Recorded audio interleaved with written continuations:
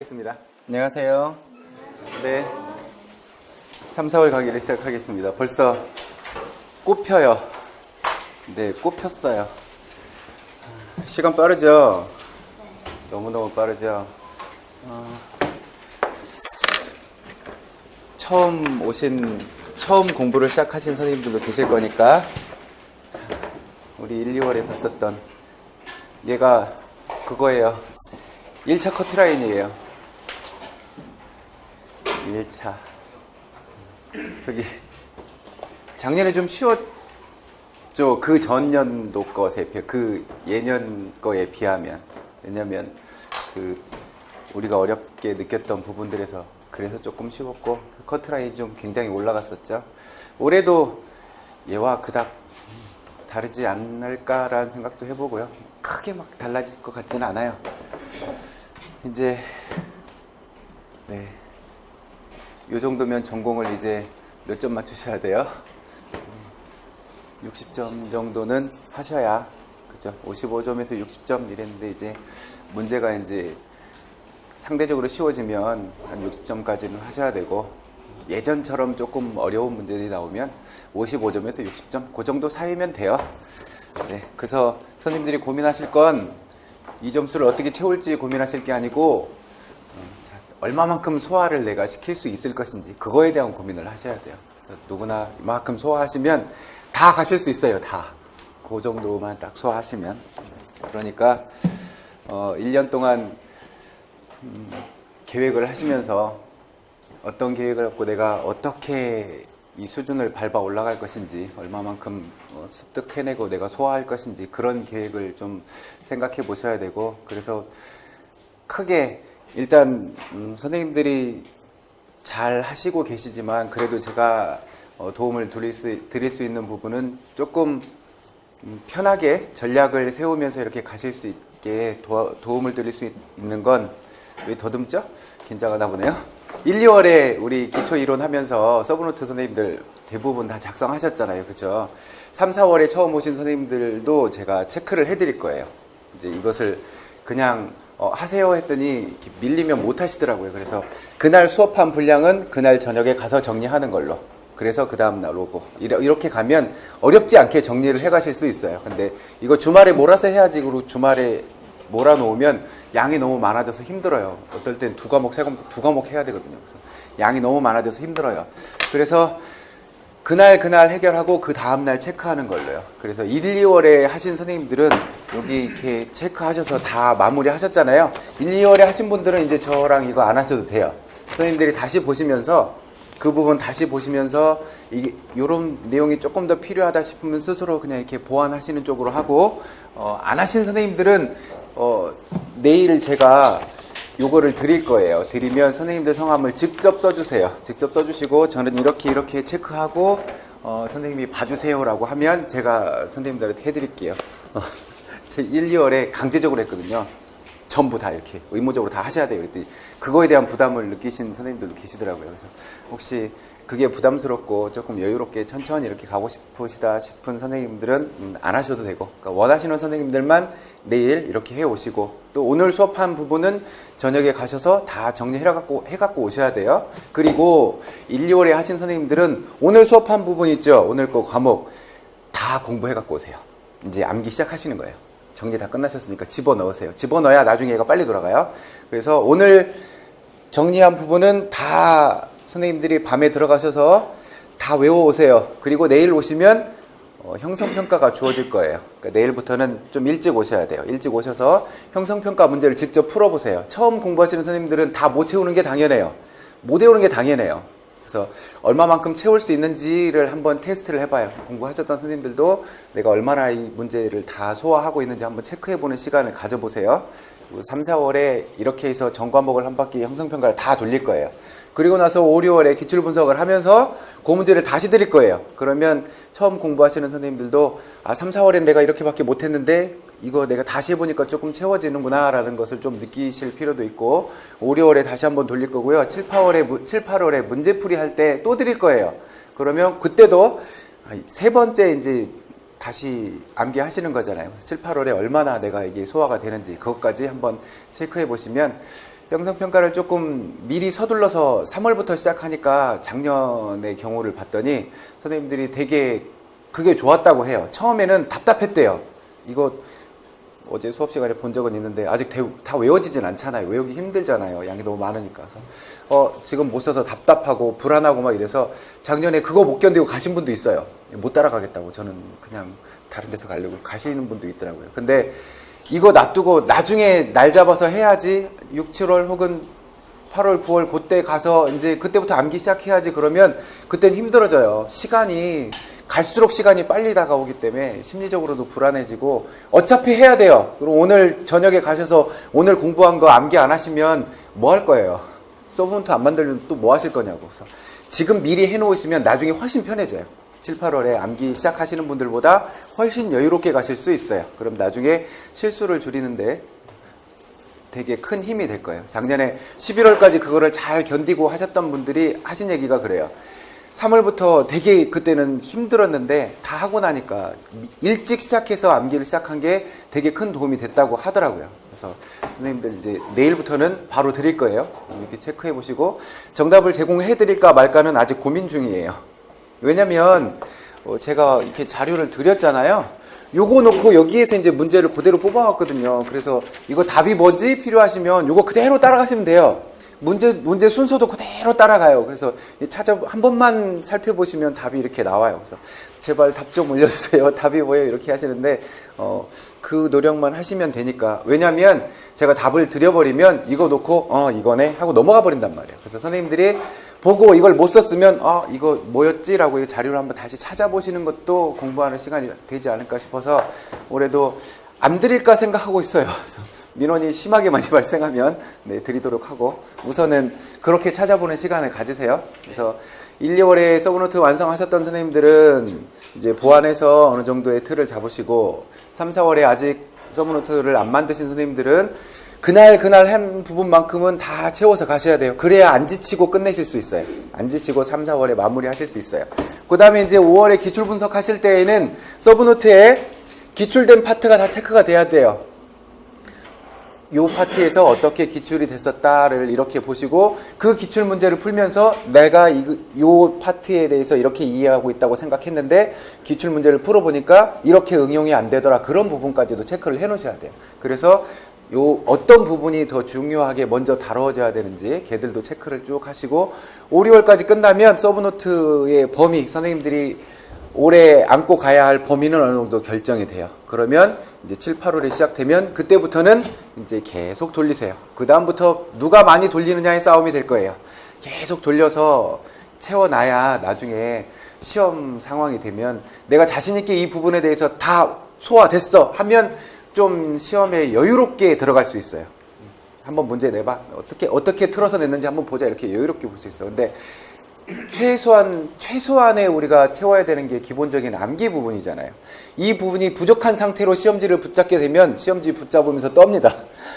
내가 안 왔던 부분에서 나오면 어떡하지? 그 생각 때문에 이제 그 가뜩이나 긴장되고 시간은 막 따라오고 있고 내가 암기 안 된 부분이 있는데 거기서 나오면 어떡하지? 이 불안감까지 더해지면 정말 생각이 자유롭게 이렇게 막 문제를 보면서 이렇게 저렇게 막 응용하고 자유롭게 왔다 갔다 하는 이런 생각을 하실 수 있어야 되는데 갇혀버려요. 이렇게. 그러면 실수하고 와요. 그래서 저녁에 그러신다니까요. 내가 왜 이 뻔한 문제를 왜 내가 이렇게 답을 쓰고 왔지? 라고 생각을 하신다고요. 그거를 안 하시려면 7, 8월부터 계속 돌려서 회독수를 계속 늘려가셔야 돼요. 계속. 회독수 늘리는 방법은 암기돼야 될 부분은 해결해버리는 거예요. 그럼 빨라져요. 이거 끝. 이거 끝. 눈으로 한번 보고 끝. 이래야 회독이 빨라져요. 가다가 암기 안 됐네? 암기해야지. 그러고 몇 분. 또 암기해야지 몇 분. 이래버리면 돌리기가 힘들어져요. 그러니까 3, 4월부터 미리 시작해서 가볍게 볼 수 있는 부분은 빨리 해결해 가시는 게 제일 좋은 방법이에요. 전략 좋죠? 그리고 나서 9, 10월에는 이제 모의고사 푸실 거예요. 모의고사 풀 때에는 최대한 제가 실제성 있는 문제, 실제로 기출되었던 문제들과 유사한 형태, 그리고 그 정도 수준의 난이도, 거기서 다뤘던 부분들, 이런 문제들을 골라서 내드릴 거예요. 그러면 선생님들이 문제를 푸시면서 아마 다른 선생님들의 시험지보다 훨씬 쉽다라고 체감하실 거예요. 되게 쉽다라고 체감하실 거예요. 모의고사 보시면서 주의하셔야 될 거가 점수에 연연하지 마시라는 거예요. 되게 제 걸 풀어봤더니 뭐 60점, 70점이야. 다른 선생님 거 풀어봤더니 40점이야. 이거 어떡하지? 그 점수에 연연하지 마세요. 그때는 틀린 문제가 뭔지, 내가 왜 틀렸는지를 체크하시면 돼요. 그리고 그 기간에도 분명히 계속 회독수는 늘려가고 계셔야 돼요. 모의고사 기간에 정말 위험하게 가시는 게 다 여러 선생님들 거 시험지 다 가져다 놓고 이것도 풀어보고 이것도 풀어보고 다 풀어보고 점수 좋으면 어깨에 뽕 들어가고 됐어 덮고 빨리 시험이나 볼까? 이러면 정말 위험해져요. 그래서 그거 자칫 잘못 보내면 그거 끝난 다음에 실전 문제를 딱 잡고 나면 시험 상황에서 잡고 나면 이거 공부했는데 언제 했더라? 한 두어 달 됐어. 이러면 힘들어진다고요. 그래서 11월 한 달은 제가 전 과목을 한 바퀴를 돌려요. 그래서 11월에 한 번을 더 체크를 해드려야 선생님들이 빈틈없는 부분, 최소한 선생님들 스스로 노력을 안 했더라도 이거 본 적 있어. 언제? 지난달에 봤지. 최소한 이 정도는 돼야 돼요. 지난달 아니구나. 지난주구나. 11월이니까요. 11월 말해 볼 거니까. 그래서 항상 시험 문제가 최근의 기억으로 이렇게 가까워져야 돼요. 그러려면 당일날 아침에도 한 바퀴 돌릴 수 있을 만큼 소화를 많이 시켜 놓으셔야 돼요. 그래서 본 적 있어. 아까 봤잖아. 이런 문제라면 실수가 적어지겠죠. 그렇죠? 그래서 임용은 실수 줄이는 싸움이라고 하잖아요. 왜냐하면 끝나고 나서 다 체크해 보면 선생님들 다 공부하셨던 거야. 처음 보는 문제들 뭐 하나하나 나올까요? 다 선생님들이 다 아시는 거야. 그래서 문제 풀이 하고 나면 그 쉬웠던 걸 내가 왜 못 찾았을까? 그렇죠. 그 상황, 그 긴장되는 그 상황 때문에 그런 것일 수도 있고, 이제 그 시간에 쫓기고 있으니까 그런 거 있을 수도 있고, 시간이 길면 아마 대부분 다 푸실걸요? 그러니까 그 경쟁이라는 게 같은 시간, 주어진 시간 동안 얼마나 빨리 해결해내느냐. 그것도 테스트 중에 하나니까. 여튼 저는 전략을 그렇게 삼고 있어요. 제가 실제로 시험 공부를 했을 때를 떠올려 보면 이러한 전략 정도면 선생님들이 충분히 소화하시고 나중에 자신 있게 시험장에 들어가실 수 있겠구나 라고 생각이 들어서 이런 전략을 짜봤어요. 그러니까 나름의 계획을 세우고 계시겠지만 별다른 계획을 안 하시더라도 제가 이렇게 도움을 드릴 수 있는 그런 전략들은 가지고 있으니까 선생님들 준비하실 때에는 이왕이면 자신감 있게 이렇게 늘 불안해하고 늘 마음속에 뭐 초조함을 담고 있고 밝지 않은 이런 표정으로 하시는 것보다 자신 있게 하세요. 그게 훨씬 더 중요해요. 그리고 우리 수업의 모토예요. 제 수업의 모토예요. 눈에 보이는 분들은 경쟁하는 분들이 아니에요. 그러니까 여기 계시는 분들하고 최대한 빨리 친해지세요. 제 1, 2월에 제일 많이 했던 말이에요. 친해지세요. 빨리 친해지셔야 돼요. 그러니까 오늘 처음 여기 교실에 들어오신 선생님들은 기존의 선생님들하고 얼른 인사하고 다 다 같은 일을 하실 분들이니까 다 선후배잖아요. 그 학교 출신은 다르고 뭐 이럴 거지만 결국엔 다 선후배잖아요. 인사하시고 처음에 좀 쑥스러우시겠지만 인사하시고 편하게 하세요. 기존에 있던 선생님들끼리는 좀 어느 정도 친해지셨잖아요. 그쵸? 그래서 새로 오신 선생님들을 기존에 계시던 선생님이 이렇게 다가가서 먼저 인사하시고 그런 방법이 훨씬 좋아요. 1, 2월에도 말씀드렸지만 새로 오신 선생님들은 이 공간 자체가 낯설고 여기 앉아있는 다른 분들도 되게 낯설어서 이렇게 위축되어 있어요. 그러면 공부할 때에도 별로 이렇게 수업에서 가깝게 참여하지 못하면 효과가 별로 안 좋아요. 그러니까 선생님들을 위해서라도 먼저 이렇게 다가가셔서 이 공간이 편해져야 돼요. 편해져야 선생님들도 이렇게 경청하는 분위기가 아니고 선생님을 같이 참여하실 수 있을 때 효과가 훨씬 더 좋은 거니까 그렇게 하세요. 우리 수업의 모토는 그거예요. 눈에 보이는 사람들은 경쟁자가 아니에요. 안 보이는데도 수백 수천 명의 경쟁자들이 있어요. 근데 눈에 보이는 분들을 상대로 경쟁한다라고 생각하면 선생님들 스스로 스트레스 받아서 못 견뎌요. 그러니까 같이 계시는 분들끼리는 좀 친해지세요. 그리고 스트레스 관리 기술이 필요해요. 각자 나름대로의 스트레스를 어떻게 해소할 것인지에 대한 것도 좀 각자 방법을 찾으셔서 해보세요. 하시다 보면 스트레스 많이 받잖아요. 그렇죠? 제일 큰 스트레스 공부하기 싫을 때, 해야 되는 거 아는데 지금 공부하기 싫어. 이런 스트레스가 되게 심한 거잖아요. 그러면 그거를 또 어떻게 벗어날 것인지 그런 것에 대한 고민도 좀 해보고, 저 공부할 때에는 이렇게 어떤 그 공부 이외의 것들이 이제 스트레스로 주어질 때도 있잖아요. 저는 그랬어요. 해석을 다 이기적으로 해석을 해요. 다 이기적인 쪽으로. 그래서 예를 들어 선생님들이 가야 돼. 빨리 가야 돼. 근데 가다가 전철을 몇 초 늦어서 문 닫히고 갔어. 그럼 짜증나 이럴 게 아니라, 저거 타고 갔으면 전철 안에서 이상한 사람 만나가지고 내 하루 종일 이게 망가졌을 건데, 이거 보내고 편하게 가려고 다음 차를 기다리는구나. 이런 식으로 좀 선생님한테 유리하게, 이왕 벌어진 일이면 유리하게 해석하고 그냥 이렇게 편안하게 스트레스 관리, 감정에 치우쳐서 내가 이렇게 막 오르락내리락 해버리면 공부하는 것도 힘들어지잖아요. 일어나는 일들을 그냥 다 편하게, 정작 저는 잘 못하고 있는 것 같아요. 여튼 선생님들 그 스트레스 관리하는 것도 좀 고민을 해보시고, 또 체력 관리 잘 하셔야 돼요. 네, 다이어트도 좋지만 체력 관리 하셔야 되고, 긴 싸움이에요. 11월까지 계속 가셔야 되고, 지금은 좀 하루에 20-30분 운동하는 시간 크게 안 하실 수도 있겠지만, 나중에 11월에 가서 이제 20-30분을 빼서 내가 운동을 좀 잠깐 해볼까? 그때는 불안한 마음 때문에 잘 안 될 거예요. 공부도 운동도 잘 안 되실 거예요. 그러니까 체력 관리를 좀 꾸준히 하세요. 최소한 하루에 1-20분 정도는 조깅만이라도 하셔서 체력을 관리하고 가셔야 돼요. 덜컥 아파버리면 그 시간이 너무 아깝고 힘들잖아요. 그러니까 그런 부분에 대해서는 조금 개인적으로 관리를 잘 하시고, 또 하나 우리 수업만의 특색은 매월 마지막 주에 핸드스프링을 하러 갑니다. 이렇게 정해진 장소에 가서 하루에 한 3시간 핸드스프링을 하실 거예요. 그러면 이제 어떤 부분이 부족한지 이제는 안 아플 거예요. 지난달에 갔을 때는 제가 아파가지고 못 보여드렸는데 이제 안 아플 거예요. 저부터도 몸 관리를 했어야 되는데 작년에 너무 바빠가지고 7, 8월 이후로 헬스장을 가본 적이 없어서 네, 여튼 근육에 힘이 빠지니까 아파서 지난달에 힘들었는데 올해는 안 아플 거예요. 이제 어제부터 헬스를 시작했어요. 그래서 매월 마지막 주에 가서 3시간씩 이렇게 핸드스프링 할 거예요.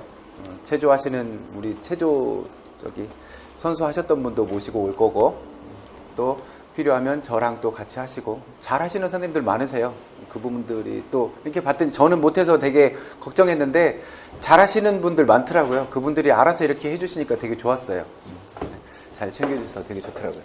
여튼 체조만큼은 여기서 한 달에 한 번씩 해도 선생님은 이 부분이 필요하니까 이제 이 부분에 대해서 조금 연습을 좀 더 해오세요. 이렇게 몸 관리를 이렇게 하세요 하면 훨씬 나을 거예요. 나중에 이거 다 놓고 있다가 1차 끝난 다음에 하면 못 가요. 힘들어서 못 해요. 제가 간밤에 꿈을 꿨어요. 꿈을 꿨는데 가끔 꾸는 꿈인데 어제는 조금 이렇게 내용이 달랐어요. 제가 또 시험을 봤어요. 유명 시험을 또 봤어요. 지금 시험을 보고 있어요. 같이 이렇게 다른 분들하고 시험을 봤는데 꿈에서마저 재수없더라고요. 이제 실기는 1차 끝났고 지금 2차를 보고 있어요. 실기 시험을 보고 있는데 이제 실기 시험 한 종목 보고 점수가 이제 바로 알려지고, 한 종목 보고 점수가 바로 알려지고, 이렇게 해서 이제 몇 점 만점에 몇 점이고 막 이렇게 하고 있는데 그 와중에도 1등 하고 있더라고. 재수없죠? 그래서 그 꿈에서 느낀 게 뭐였냐면, 이렇게 그거하고 현실하고 이렇게 같이 접목이 됐나 봐. 그 꿈에 예전에 같이 합격했던 친구가 또 본 거예요. 그래서 제가 붙잡고 그랬어요. 너 이리 와봐. 너 시험을 왜 본 거야? 너가 지역을 옮긴 것도 아니고 이 자리에 있으면, 이 지역에 있으면 너 시험을 왜 본 거야? 그래서 물어봤는데 헛소리 하더라고요. 근데 그 시험을 같이 보신 분들이 누가 있었냐면 처음 보시는 선생님들도 있었고, 이렇게 시험을 몇 번 보셨던 선생님들도 있었어요. 그래서 그 점수가 이렇게 계속 이렇게 발표가 된다고 했잖아요. 그걸 봤더니 이제 계속 여러 번 공부를 하셨던 선생님들, 시험에 여러 번 도전하셨던 선생님들 점수가 높더라고요. 근데 처음 하시는 초수 선생님들 점수가 낮은 거야. 그래서 그때 꿈을 꾸면서 무슨 생각을 하냐면, 처음 하시는 분들이 2차에서 이렇게 되게 불리해지지라는 생각이 들었어요. 2차에서 불리해요, 좀. 처음 하시는 선생님들이. 그 불안감도 그렇고 경험이 부족한 것도 있고. 그래서 하신 분들이 훨씬 더 노련해요. 이제 수업 시련만 보더라도 좀 노련해서 달라져요. 그래서 처음 하시는 분들도 2차를 어느 정도는 좀 신경을 써드려야 되지 않을까라는 생각이 들더라고요. 여튼 꿈에서의 결론이 그거였어요. 많이 해보신 분들이 실제 점수가 2차 점수가 훨씬 더 잘 나오더라. 이분들은 이렇게 처음 해보신 분들이라 점수가 별로 안 나오더라 그랬었어요. 그래서 2차에 대해서 신경을 좀 더 써야겠다 싶어서 적어도 핸드스프링만큼은 하고 있으니까 됐고, 수영은 기간 길게 잡으셔야 되니까 알아서 수영장 다니시면 되고, 다른 종목들은 대부분의 다른 종목들은 선생님들 몸을 만들어 놓고 준비하고 계시면 해결돼요. 다 돼요. 높이뛰기요? 탄력만 좋으면 그냥 돼요. 일단 넘어가. 폼은 금방 잡잖아요. 그게 안 올라가니까 폼도 힘들지. 그래서 우선은 몸 만드는 것, 그 다음에 길게 잡고 해야 되는 수영과 체조는 1년 동안 쭉 꾸준히 잡고 가세요. 체조만큼은 제가 도와드릴게요. 수영은 수영장 다니세요. 그렇게 하시고, 또 지도안을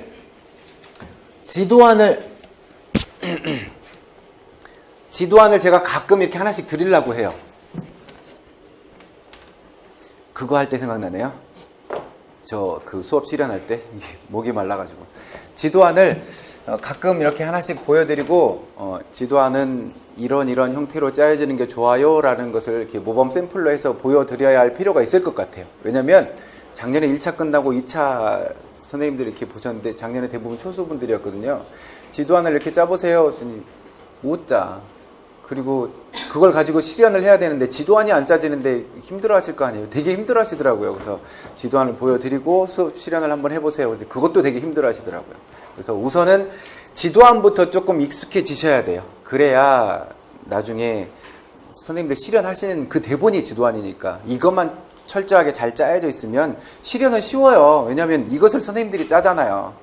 선생님들이 철저하게 짜놓잖아. 그거 가지고 수업하는 거잖아요. 그래서 실현이 제일 쉬워요. 지도안 짜는 시간 60분 동안 이렇게 혼자 실컷 고민하잖아요. 수업 상황 이렇게 가정하고 혼자 이렇게 그래놓고 그거 가지고 가서 하는 거니까 쉬워요. 내가 짜는 거 가지고 하는 거니까. 근데 면접은 내가 짜는 대로 못 하잖아요. 저 사람들이 짜는 대로 내가 맞춰야 되니까 힘든 거고. 그래서 지도안에 좀 익숙해질 수 있도록 지도안을 좀 드릴게요. 그래서 그거 보시면서 이렇게 해야 되는구나를 좀 더 익숙해지셔야 할 필요가 있을 것 같아요. 교육학은 수업 잘 듣고 계시죠? 거기서 해결하세요. 네. 그렇게 하시고, 제가 했던 방법은 그 논술형 문제를 풀 때 이거 서론 잡기에 신경을 많이 썼어요. 문제를 보고 서론을 모범 답안들 나와 있잖아요. 문제 보고 고민해보고 바로 봐버리면 안 남아요. 서론을 어떻게 잡아서 들어갈까를 좀 고민을 해봐요. 본론은 별 문제 안 돼요. 왜냐하면 여기서 요구하는 거 채우면 되는 거니까. 결론은 서론 본론에서 요약해주면 되는 거니까. 서론 잡는 게 제일 힘들더라고요. 그래서 문제를 보고 난 다음에 서론을 어떻게 잡을까? 기껏 서너 줄 쓸 건데 이 서론을 어떻게 잡을까? 고민을 했어요. 얘 안 보고. 처음에 시간 되게 많이 걸려요. 30분이고 40분이고 고민하고 있는 거예요. 그럼 계속 고민하고, 그러다가 도저히 40분 동안 내 머릿속에 아예 백지 상태는 아니잖아요. 그래서 이렇게 접근해볼까? 이렇게 접근해볼까? 이렇게 연결하면 될까를 끊임없이 고민을 하잖아요. 그러다가 딱 풀어서 보면 어느 정도 틀은 이렇게 비슷해졌는데 이렇게 연결하면 되는구나. 그 30-40분이 안 아까워요. 그래서 이렇게 잡아가야 되는구나. 그래서 다음 문제를 보고 또 고민해요. 이 과정을 처음에는 되게 답답한데 계속 자꾸만 반복을 해놓고 보면 나중에는 틀이 생겨요. 이건 이렇게 접근하면 돼. 이건 이렇게 접근하면 돼. 그래서 서론 잡는 시간은 조금 투자가 필요해요. 그래서 고민을 좀 많이 해보세요. 많은 문제를 만나보면서 고민도 많이 해보고. 그런 방법이 좋아 보여요. 또 그것을 많이 해보면 나중에 면접에 또 도움이 돼요. 면접 문제도 크게 다르지 않은 문제들이 주어지기 때문에 면접할 때도 되게 도움이 많이 되더라고요. 그래서 제가 공부했던 책은 개인적으로 물어보세요. 여기서 말씀 못 드려요. 그때보다 되게 비싸졌더라고요. 개정돼가지고. 여튼 그렇게 보시고, 그래요. 선생님들 스스로 노력해서 이렇게 올라가지 않으면 힘들어요. 누가 못 도와드려요. 제가 이렇게 하세요라고 이렇게 방향은 정해드려도 결국 선생님들 손으로 직접 쓰고 직접 입력하고 직접 또 인출해야 되고, 그 작업은 선생님들 스스로 하셔야 돼요. 선생님들이 고민하실 건